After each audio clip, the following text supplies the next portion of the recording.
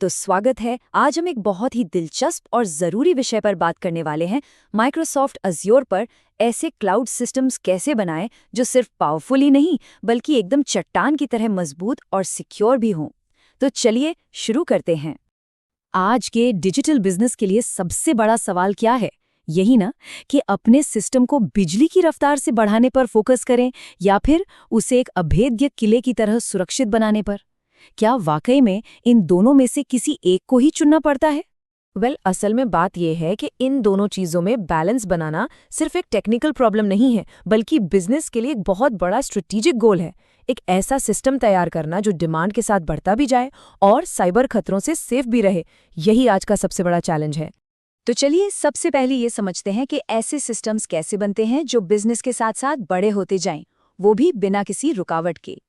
तो ये स्केलेबिलिटी है क्या चीज़? देखिए, आसान भाषा में कहें तो ये किसी सिस्टम की वो कमाल की काबिलियत है जिससे वो काम के दबाव के हिसाब से अपने रिसोर्सेज को अपने आप ही ऑटोमेटिकली कम या ज़्यादा कर सकता है। अब किसी भी सिस्टम को स्केल करने के बड़ा करने के दो मेन तरीके होते हैं।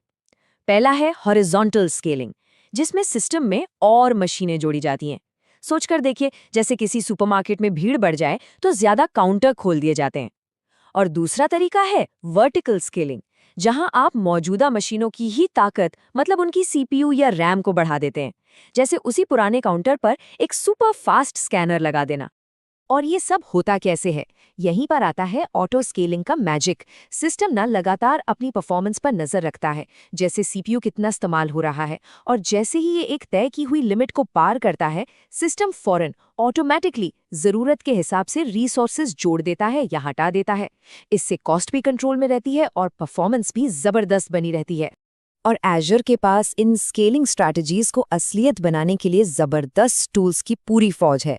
चाहे वो वर्चुअल मशीन्स हों, ऐप सर्विसेज हों, कुबरनेटिस सर्विस हो या फिर लोड बैलेंसर और ट्रैफिक मैनेजर, ये सब मिलकर सिस्टम को फ्लेक्सिबल और पावरफुल बनाते हैं।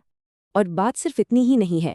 एज़्योर के जो डेटा सेंटर्स पूरी दुनिया में फैले हैं, उनमें एप्लीकेशंस को डिप्लॉय करने से लेटेंसी तो कम होती ही है, यूजर्स को मिलती है रॉकेट जैसी स्पीड, और साथ ही ये किसी भी डिजास्टर जैसी सिचुएशन के लिए सिस्टम को हमेशा तैयार रखता है।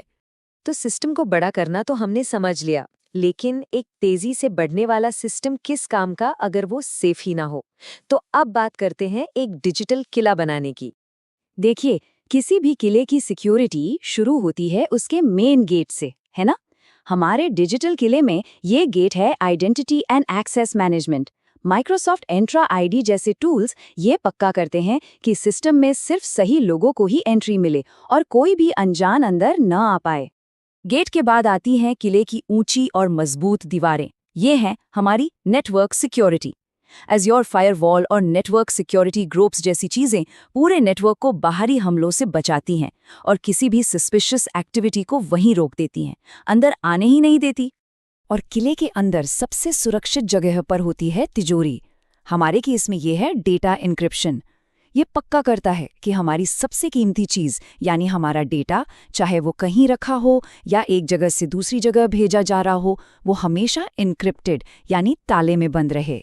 और यहाँ एक बहुत ज़रूरी सिद्धांत काम करता है जिसे कहते हैं principle of least privilege. Role based access control या RBAC के जरिए इसका मतलब ये है कि किसी को भी सिर्फ उतनी ही चाबियां दो जितने की उसे अपना काम करने के लिए ज़रूरत है, एक भी फालतू नहीं। इससे सिक्योरिटी का खतरा बहुत कम हो जाता है। माइक्रोसॉफ्ट डिफेंडर फॉर क्लाउड को आप अपने सिस्टम का 24/7 वाला सिक्योरिटी गार्ड समझ सकते हैं। ये लगातार नजर रखता है कि सब कुछ ठीक है या नहीं, कोई खतरा तो नहीं मंडरा रहा, सिस्टम में कोई कमजोरी तो नहीं, और ये भी पक्का करता है कि सारे नियम कानून माने जा रहे हैं। तो अब सवाल ये है कि स्पीड और सेफ्टी, ये दो चीजें जो एक दूसरे से बिल्कुल अलग लगती हैं, इन्हें एक साथ कैसे लाया जाए? और इसका जवाब इस एक कमाल की लाइन में छिपा है। हाई अवेलेबिलिटी के लिए शुरू से ही डिजाइन करें। इसका सीधा सा मतलब है कि रेजिलियंस और सिक्योरिटी वो चीजें नहीं है जिन्हें आप बाद में ऊपर से चिपका दें। नहीं, इन्हें तो डिजाइन की नींव में ही डालना पड़ता है। तो एक कामयाब आर्किटेक्चर की प्लेबुक कैसी दिखती है? देखिए, ये बहुत सीधी है। सबसे पहले जीरो ट्रस्ट सिक्योरिटी, मतलब trust no one, always verify. फिर स्केलिंग और मॉनिटरिंग को पूरी तरह ऑटोमेट कर दो।